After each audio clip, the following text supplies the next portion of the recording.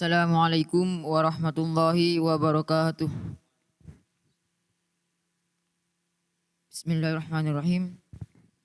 Saudara Wildan, saya sering mendapatkan buletin Al-Islam yang diterbitkan oleh HTI. Sebenarnya apa itu HTI? Baik, akan saya jelaskan apa itu HTI atau Hizbut Tahrir Indonesia. Hizbut Tahrir didirikan pada tahun 1952 di Beirut, ibu kota Lebanon, oleh Syekh Taqiyuddin An-Nabhani. Hizbut Tahrir adalah partai politik yang berskala internasional dengan tujuan mendirikan negara khilafah. Maksudnya seluruh negara yang mayoritas penduduknya beragama Islam akan disatukan di bawah pimpinan seseorang atau khalifah. Dan kemudian ditegakkan syariat Islam menurut yang mereka pahami di dalam negara mereka tersebut. Nah, bagi orang-orang yang tidak mengetahui berbagai kelemahan argumentasinya dan hanya terjebak pada agitasi dan retorika juru bicaranya, ia akan terkecoh dan tertipu karena tidak tahu kekeliruan di balik ajaran Hizbut Tahrir ini. Tapi Saudara Wildan, saya dengar-dengar orang NU menolak ajakan Hizbut Tahrir untuk mendirikan khilafah. Bahkan belakangan ini Ansor dan Banser di berbagai kota juga menggagalkan kegiatan HTI. Sebenarnya apa argumentasi orang NU atas hal ini? Bukankah ini ajakan yang baik? Itulah yang saya katakan. Banyak yang termakan oleh bujuk rayu mereka. Nah, di sini saya akan menjelaskan dalil-dalil orang NU sebagai bukti kelemahan dan kesalahan ajaran Hizbut Tahrir. Perjuangan mendirikan negara khilafah itu tidak masuk akal. Dan tidak ada dasarnya di dalam Al-Quran maupun Al-Hadis yang menegaskan bahwa harus mendirikan negara khilafah. Maksudnya berbagai macam hukum syariat yang bersifat prinsip, redaksi ayatnya di dalam Al-Quran itu jelas. Seperti misalnya perintah salat. Di dalam Al-Quran disebutkan aqimis shalah. Dan juga perintah zakat disebutkan wa'atuz zakah. Sedangkan perintah mendirikan khilafah di dalam Al-Quran itu tidak ada. Sama sekali tidak ada.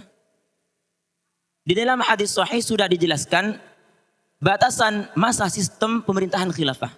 Yaitu an safinata qala sami'tu Rasulullah sallallahu alaihi wasallam yaqul al-khilafatu ba'di 30 sanatan thumma takunu mulkan.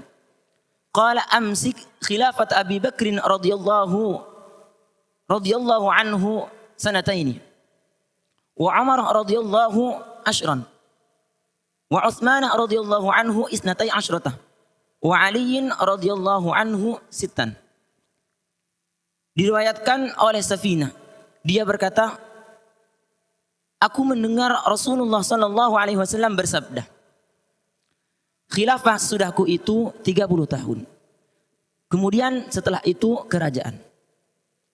Kata Safinah, khilafah Sayyidina Abu Bakar 2 tahun. Khilafah Sayyidina Umar 10 tahun. Khilafah Sayyidina Utsman 12 tahun.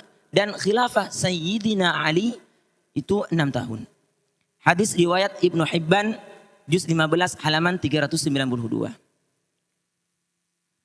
Hadis sahih tersebut mensinyalir bahwa pemerintahan khilafah hanya 30 tahun. Yakni 2 tahun khilafah Sayyidina Abu Bakar, 10 tahun khilafah Sayyidina Umar, 12 tahun khilafah Sayyidina Utsman, dan 6 tahun khilafah Sayyidina Ali. Kesimpulannya, memperjuangkan sistem khilafah setelah 14 abad dari wafatnya Rasulullah itu bertentangan dengan hadis yang membatasi khilafah itu 30 tahun. Maaf Saudara Wildan, kalau saya cermati dari tadi yang Anda sampaikan adalah penolakan dari dalil nakli. Nah Saudara, ada tidak argumentasi yang berdasarkan dalil akli atau pendekatan rasional? Mendirikan negara khilafah di zaman ini tidak masuk akal dan hanya akan mengulang penderitaan para ulama saja. Sebagaimana yang pernah dialami oleh para ulama besar kita seperti Imam Hanafi, Maliki, Syafi'i, dan Hambali yang tidak luput dari cambuk algojo para raja yang mengatasnamakan dirinya sebagai khalifah. Bahkan Imam Buaiti, murid dari Imam Syafi'i, wafat di dalam penjara seorang khalifah dengan sangat tragis karena diceburkan ke dalam lubang buaya. NKRI yang telah menjadi kesepakatan ulama Indonesia harus tetap dipertahankan demi kemaslahatan umat Islam. Sebab menegakkan pemerintahan atas nama Islam di suatu wilayah di Indonesia sama dengan membunuh umat Islam di wilayah yang lain. Misalnya di daerah Jember ini secara simbolis dijadikan negara Islam, maka umat Islam yang berada di Manokwari, Papua itu akan mengalami intimidasi dan penderitaan yang luar biasa. Bahkan tidak mustahil saudara kita umat Islam yang di sana itu akan dibunuh. Sebagaimana yang pernah terjadi di Poso, Ambon, dan lain sebagainya. Menarik sekali yang Anda sampaikan dari tadi. Mohon saudara simpulkan argumentasi dari tadi yang kita bahas. Baik, akan saya simpulkan bahwa merubah sistem pemerintahan itu akan beresiko besar. Jangankan merubah sistem pemerintahannya, mengganti figur pemimpin atau presidennya saja sudah menelan ribuan jiwa yang melayang dengan sia-sia. Sebagaimana yang akhir-akhir ini terjadi di Sudan, Mesir, Libya, dan Suriah.